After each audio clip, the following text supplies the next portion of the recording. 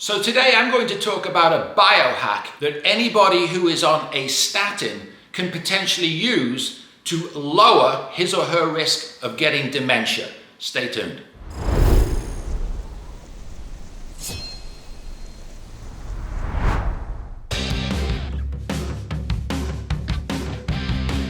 So if you haven't gone and seen my earlier videos on this, please do go back and play them. I'm talking about results from the cholesterol balance test. Here's the thing about how the body works, right? If you just take a statin on its own, statins block cholesterol production.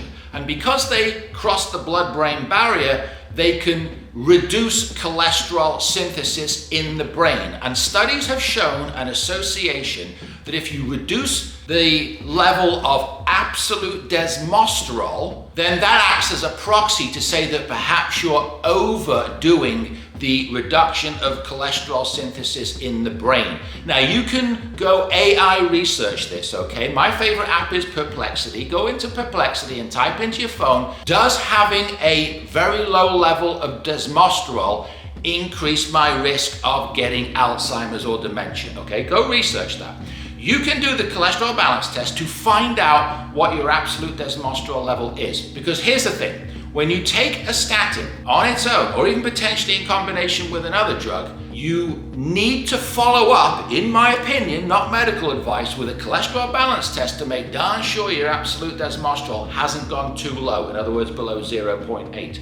Because if it does, now you're in that territory of potential concern for Alzheimer's and dementia. This is a real world situation that happened with me. I was taking a statin, 5 milligrams of rosuvastatin, which is a very clean, arguably the most potent statin at its lowest dose. 5 milligrams is the lowest dose of rosuvastatin. I was taking it daily. And in this situation, I was also taking ezetimibe, which is a cholesterol-lowering drug that blocks absorption. So here's the basic premise to understand about the two types of drugs and how they work. Statins reduce cholesterol production. So if you just take a statin, the body is always trying to reach homeostasis. It's a bit like saying, okay, I'm going to take a drug to block cholesterol production. The body's instinctive homeostatic kind of response is to say, oh, we're not being allowed to produce as much cholesterol as we want. I know, we'll just absorb more.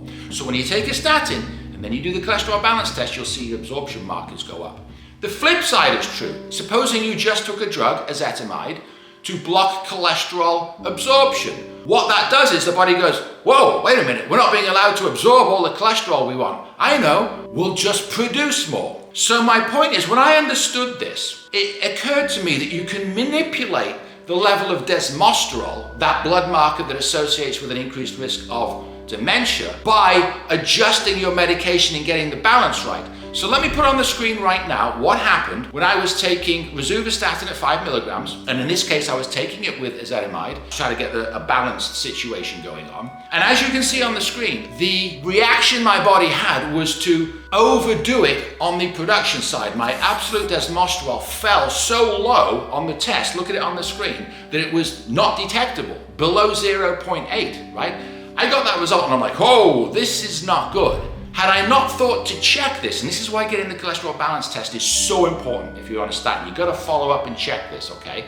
Had I not checked that, I could be spending the next several years with absolute desmosterol too low, and I see no purpose in needlessly increasing my risk of dementia. And I would argue, why would you want to do that? So when I saw that result, and I understood how the body works with homeostasis, what I decided to do was run an experiment. Because I guess I'm kind of a biohacker, right? So I was taking both drugs every day. Rosuvastatin at 5 milligrams, Zetia, which is a fixed dose at 10 milligrams. One blocks production, one blocks absorption. And I thought to myself, in order to try to get more production, why don't I take a little bit less of the statin, and that way I would weight, in inverted commas, the equation to be more focused on blocking absorption. So let me see what happens if I take ezetimibe, the cholesterol absorption blocking drug, every day, but let's try taking rosuvastatin every second day. So a little bit less on the blocking of production, a little bit more emphasis on blocking of absorption. Because remember, the body's response when you block absorption is to go, oh, I better produce more. So I had this theory that if I blocked production a little bit less, made it a little bit lighter, but kept going strong on the blocking of absorption, maybe that would push the desmosterol level up. So that's what I did. Ran an experiment for 3 to 4 weeks where I took rosuvastatin 5 milligrams every second day instead of every day. And while I continued to take ezetimibe, the cholesterol absorption blocking drug, every day. A month later, I retested my cholesterol balance numbers, and here's the result. Put it on the screen. And you can see that within the space of a month of me doing this experiment, I took my absolute desmosterol levels that had fallen off of a cliff, bingo, brought it back to life. And so I said to myself, wow, this is useful information, because like Peter Attia talks about desmosterol, Tom Bayspring, some of the world's best lipidologists are running this cholesterol balance test. Most ordinary everyday doctors don't.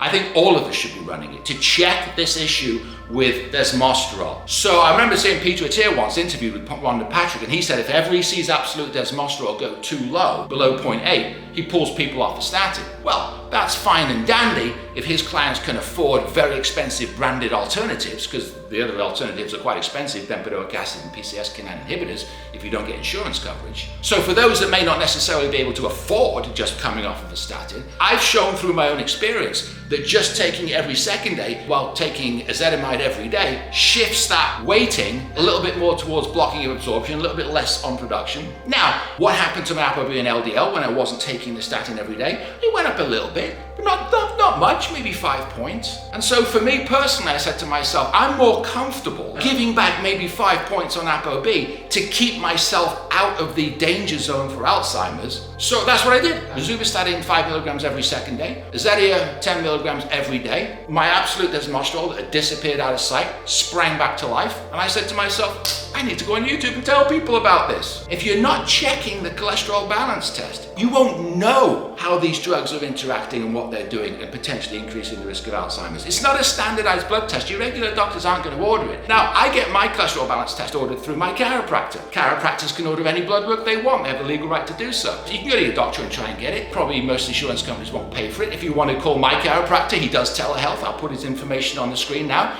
Give him a call. Tell Paul that Simon sent you and you'd like to get the cholesterol balance test done, he can get it ordered for you. So just a biohack, just a tip, just a personal anecdotal experience for how I brought desmosterol back to life from when it was dead. I'll catch you next time.